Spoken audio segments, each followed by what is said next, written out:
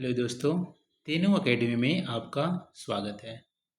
दोस्तों, आज की इस वीडियो में हम लोग इस प्रश्न को यहाँ पे हल करने वाले हैं और इस प्रश्न का जो आंसर है उसको विस्तृत में हम लोग डिस्कस करेंगे। प्रश्न क्या है? हम विविधता में निहित एकता का कैसे पता लगाते हैं? हम विविधता में निहित एकता का कैसे पता लगाते हैं? ये जो प्रश्न है हमारा कक्षा 6 की जो सामाजिक विज्ञान है उसका अध्याय 8 में पूछा गया है।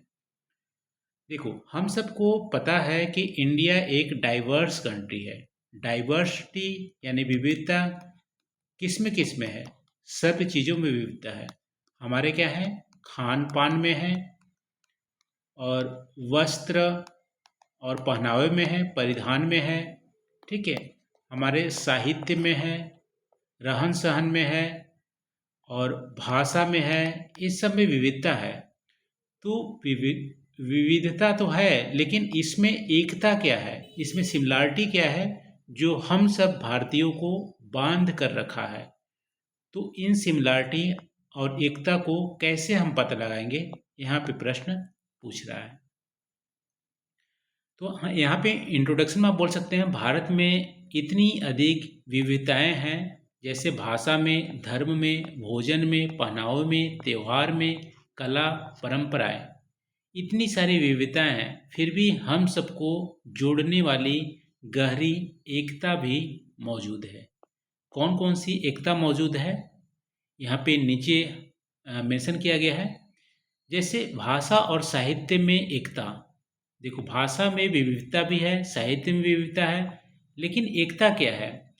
एकता है हमारा पूरे भारतवर्ष में आप देखोगे तो रामायण, महाभारत, पंचतंत्र की जो रचनाएं हैं हर भाषा में पाई जाती है, लेकिन इनका जो सोल है, इनकी जो आत्मा है रामायण महाभारत का, हर भाषाएं में है, लेकिन एक ही है, ठीक है।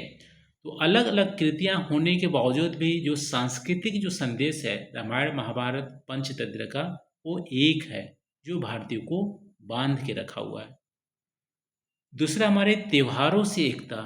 अलग अलग क्षेत्रों में आप त्यौहार देखोगे तो बहुत सारे हैं, उसकी रीति रिवाज करने का, मनाने का तरीका भी अलग है, उसका उद्देश्य लेकिन एक है, ठीक है।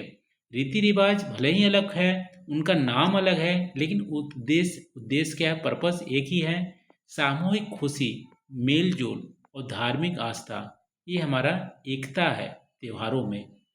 उदाहरण के लिए मकर संक्रांति उत्तर भारत में हम बोलते हैं, पोंगल मकर संक्रांति को ही तमिलनाडु में पोंगल बोलते हैं, मकर संक्रांति को ही पंजाब में लोहड़ी बोलते हैं, असम में माघ बिहू बोलते हैं। लेकिन मकर संक्रांति मनाने का उद्देश्य एक ही है कि जब हमारा फसल खत्म हो जाता है तो फसल देवता को हम सम्मान देते हैं और वहाँ पे खुशी मनाते हैं।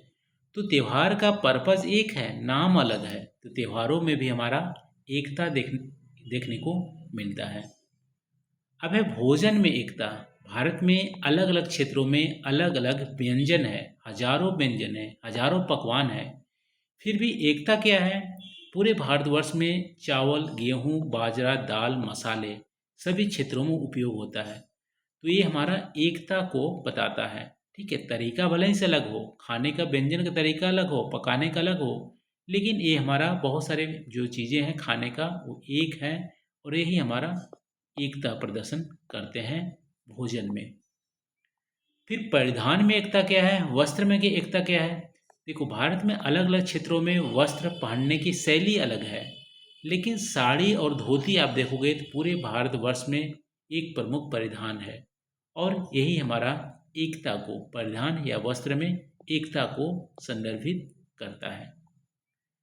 फिर साझा हमारे सांस्कृतिक धरोहर है। पूरे भारत में आप राम, कृष्ण, सीता, पांडव, द्रौपदी जैसे महाकाव्य नायकों से परिचित है, ठीक है। जो क्षेत्रीय भाषा में जो लोक कथाएं हैं, परंपराएं हैं, उनका भी आप देखोगे तो पात्र अलग अलग रूपों में, जैसे राम का अलग रूपों में लोक कथाएं आपको राजस्थान देखने मिलेंगे, तमिलनाडु में देखने मिलेंगे। तो पात्र एक ही हैं, राम, कृष्ण, सीता, पांडव, द्रौपदी, लेकिन उनका अलग अलग रूप लोक कथाओं, परंपराओं में है, ठीक है। जैसे उड़ीसा में आपका आ, उड़ीसा में जो पुरी का मंदिर है, भगवान जगन्नाथ, तो उनका अलग रूप है, कृष्ण का ही अलग रूप है। तो हमारा सांस्कृतिक पहचान जो है वो हमारा एकता यहाँ पे संदर्भित करते हैं। यही हमारा राष्ट्र की एकता है। चाहे हमारे धर्म, भाषा, क्षेत्र, त्यौहार कुछ भी अलग अलग नाम हो, लेकिन उनका उद्देश्य हमारा एक ही है।